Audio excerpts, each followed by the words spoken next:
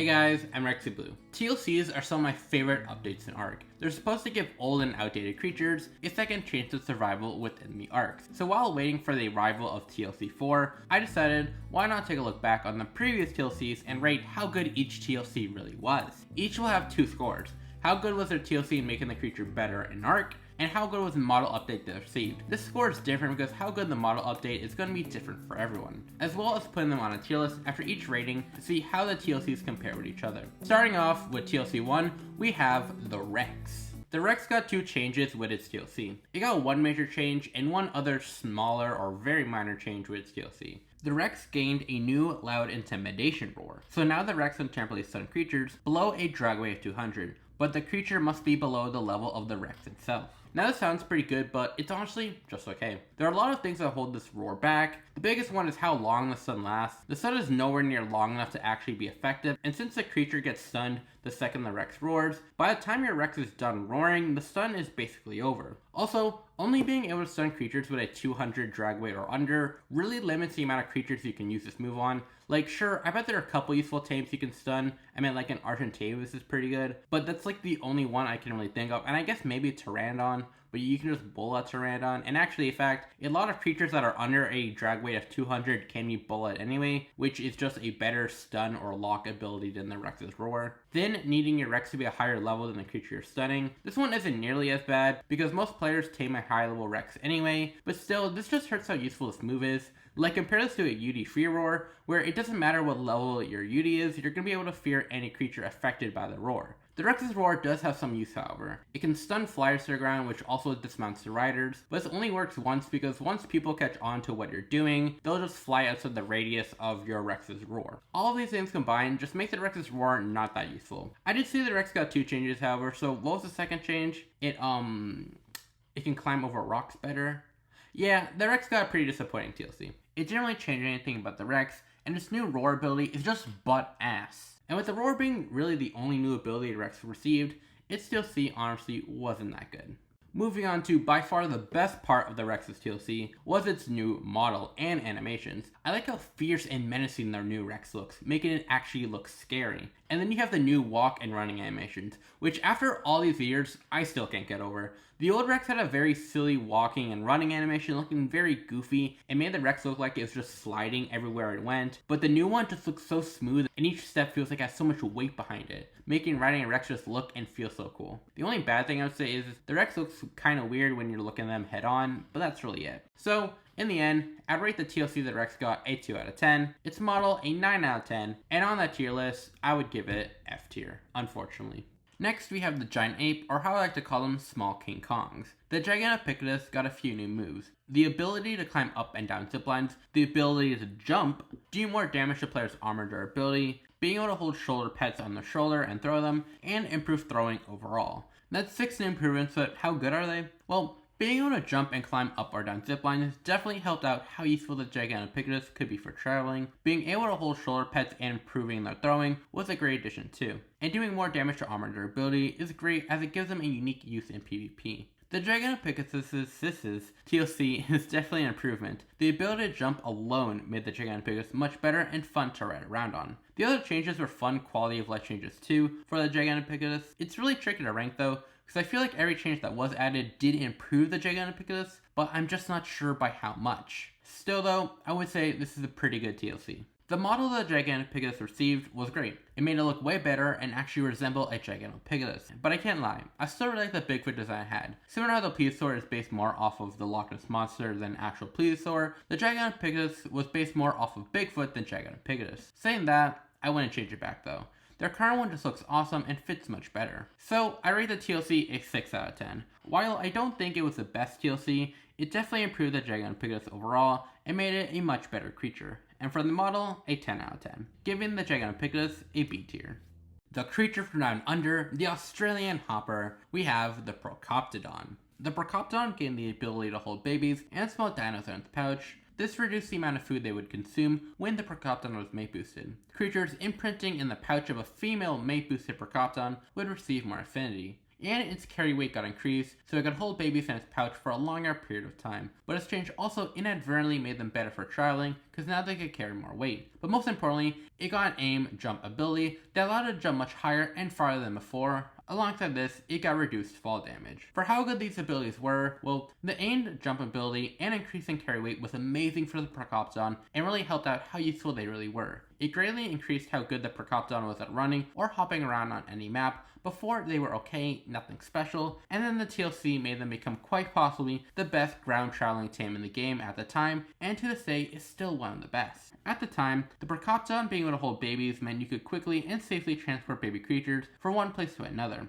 Unfortunately, this ability wasn't that useful for that long, as Extinction would come out not long after this TLC, introducing cryopods which made transporting baby creatures significantly easier. However, this ability is still useful today if you don't have or before you get cryopods. However, its imprinting and boosted affinity ability isn't so easy to rank. The problem is that boosted affinity is only good if you have official or close to official maturity rates, because if you don't, the baby might get too heavy and leave the Procoptodon's pouch. And the thing is, from what I saw, around 60 to 70% of ARK players either play single player or on official servers, which probably speed up processes like maturity rates. So, it's really hard to say how good this ability is, because in normal ARK, it's great. But if the majority of people play with their own rules, that'll probably speed up this process. How many people in ARK can really get the full use of it? So that's what I mean by it being really hard to rank. Overall though, an amazing TLC. It made the Procoptodon go from okay to even now one of the best tames in the game, especially for traveling. For design, I think it's just an improvement.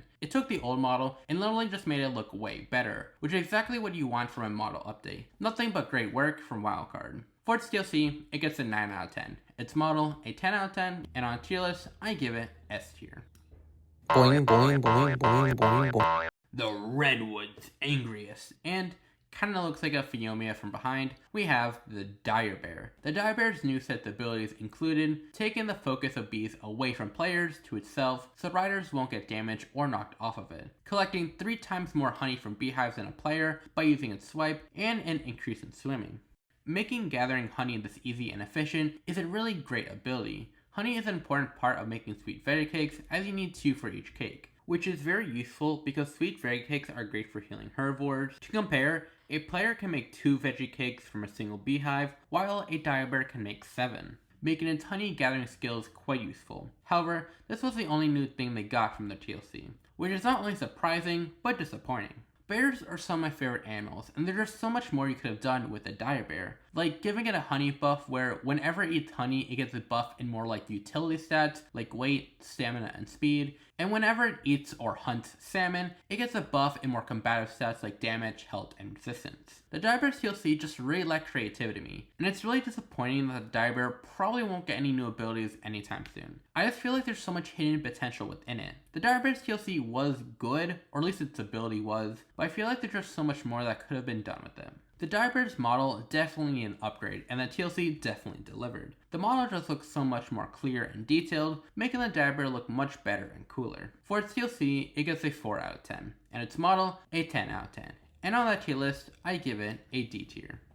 The direwolf's new abilities were a pack buff. Before, the direwolf only had a leader buff, where only the highest level wolf would get an extra buff. The TLC made it so whenever the leader of a pack howled, up to 4 other wolves would get a pack buff and the leader himself would get even stronger. Ridden direwolves could see when a creature or player is below 50% health and detect corpses. They could also sniff out hidden creatures and explore a node. The leader plus pack buff was an amazing change, and instead of just one direwolf being really good, you could have a whole pack of really good direwolves. Seeing when a creature is below 50% health is really useful when you're teaming, so you know approximately how much health the creature has left and if you should continue taming it or allow it to take time to heal. Being able to sniff out explore notes is a really useful ability. It could help you level up your character, creatures, and collect all the explore notes to get the achievement. The sniffing hidden creatures was probably good at the time, but has pretty much been replaced by the Parasaur's detection ability. The pack buff was definitely a great addition and helps the direwolf be a better combatant, but its other abilities are a bit more niche and have been replaced over time. They're not bad, I just don't know how often they get used. Still, the direwolf's TLC was generally good and just made it better than it was.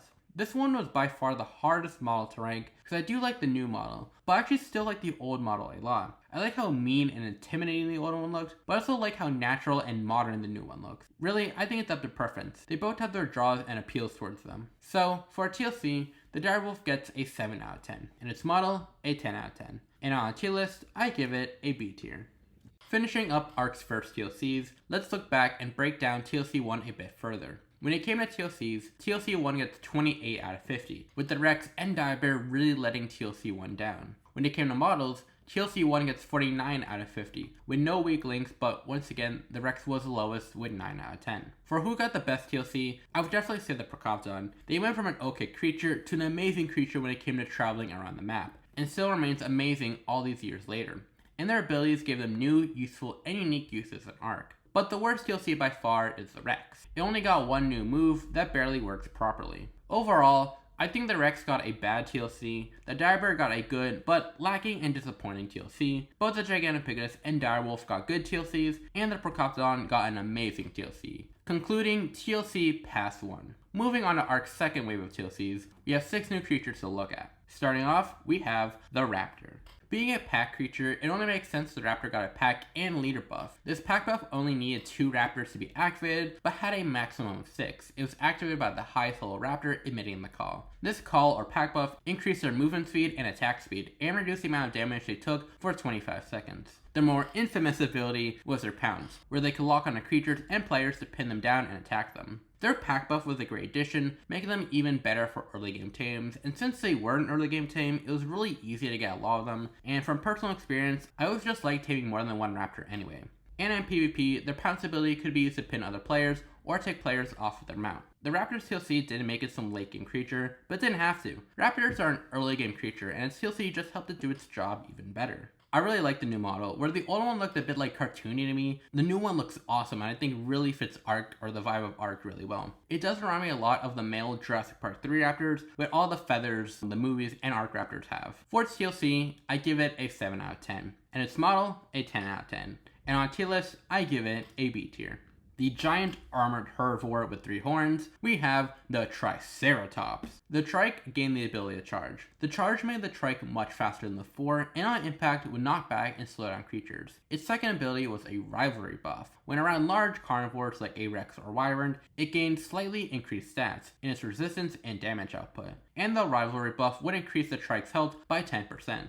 The charge ability is actually way better than I suspected. Unlike the woolly rhino's charge, if you get hit while charging up, your charge won't actually get cancelled, meaning you can spam this ability when getting hit, but even better, you can use it as an escape option when getting attacked. You also don't need to even be fully charged with some opponents. If you charge and let go immediately, as long as you hit them, they'll get stunned. However, it does seem like you need to fully charge or close to fully charged to do a lot of knockback. The charging doesn't stop there though. It does have some other uses too. Like, you can use it to gather a storage box worth of dash in seconds, and it made the trike a viable early game travel tame because now it was fast and strong, making it a great tame for the early game. The charge on the trike is actually pretty amazing. Its rivalry buff, on the other hand, not so much. Triceratopses are some of my favorite dinosaurs inside and outside of Ark, so it's really disappointing they're an early game dino to me. I was really hoping this rivalry buff would at least help them compete with some later game dinos, but it's such a tiny buff that it barely makes a difference. They probably didn't want to buff the trike too much because they are early game tames and they are used to soak bases in PvP. The thing is, whether or not you get this buff is out of your control. Unlike the Unity War where you can use it whenever you want, the trike's rivalry buff is only activated when a wild or enemy large carnivore is nearby, which isn't up to you. I'm not saying the trike should have become OP, but how its rivalry buff was handled was very bad. It should either been a pretty good buff that isn't guaranteed, or a buff that is common but isn't as good. Because right now, it's a buff that isn't that good and isn't guaranteed, making it pretty bad. I do hope the trike's rivalry buff does get buffed itself one day.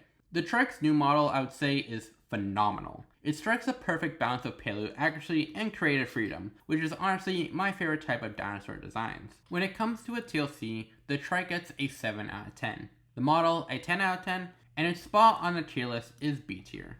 Ark's most talented flyer, and the biggest bird to ever take the skies, we have the Argentavis. The RG gained the ability to hold much larger creatures than its claws, and even hold small creatures in its beak, and its saddle now acts as a portal smithy, and now every time it harvests a body, it very rapidly regenerates health and stamina, and it reduces the weight of many heavy resources by 50% in its inventory, resources like metal, crystal, and obsidian. The RG being able to pick up much larger creatures in its claws made the RG become an essential tame in Ark, and changed the way players farm resources forever. The RG being able to fly and having a great weight stat made it a great tame to transport farming dinos, and created some of the most iconic pairings in Ark, like an RG and Anki combo to do metal runs, Dodex for stone, and even beavers for wood.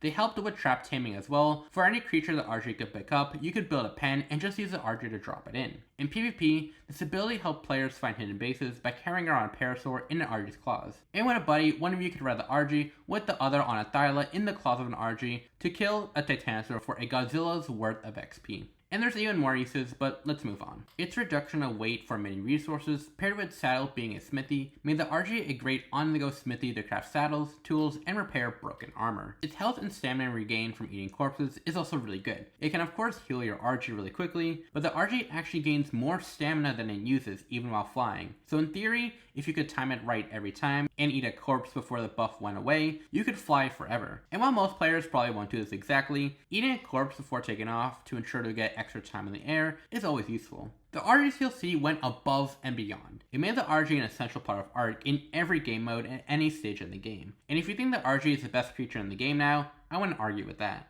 The model is also amazing. Before it was this goofy, unthreatening, like giant bird, and now it looks like a giant vulture, which I absolutely love. For its TLC, it gets a 10 out of 10, and its model a 10 out of 10. And on tier list, it gets an easy spot, an S tier. Many players' first rideable tame, your duckbill companion, the Parasaur. They can now scan for wild dino threats and enemy dinos, and have a new mini Furor that can scare off small early game threats. The new mini Furor was very useful, since Parasaurs aren't the greatest at defending themselves, but its scanning ability was the real standout. It made what was just once an early game tame into one of the most viable creatures in PvP. If players were away from their base and getting attacked, the Parasaur could alert them of this so they could come back and defend it.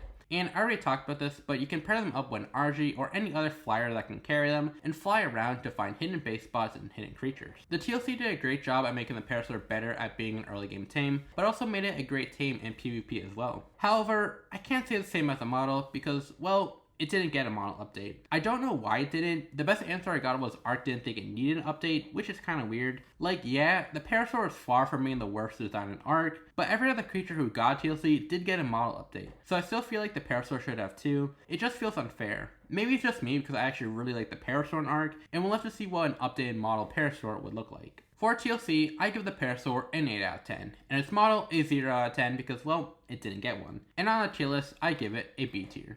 One of the swamp's most common inhabitants, we have the Sarcosuchus. The Sarco became an adept hunter and swimmer with its TLC. It gained a new death roll ability where it can death roll small creatures and players, and even dismount players from their mounts. A lunge attack that made the Sarco leap forward, which did more damage than its regular bite, a 180-degree turn, and it naturally scares off piranhas. Despite the numerous abilities the Sarco got, its TLC didn't really change too much how you use them. Its death roll move is cool, but only works on a small handful of creatures, and does the same amount of damage as its regular bite anyway. Its lunge ability is a great idea, but it needs to do more damage. It barely does any extra damage. Though its 180-degree turn and passive scaring off piranhas are great changes for the Sarco. Overall, the Sarco's TLC was good, but didn't really change how you use them. The Sarco's new model is the definition of just updating old model to look better. It looks very similar to the old one, but literally just better in every way. And I wish Ark would honestly just do a lot more model updates like this for a lot of other creatures. My only complaint is the snout looks a bit too narrow in comparison to the rest of its body. For the TLC,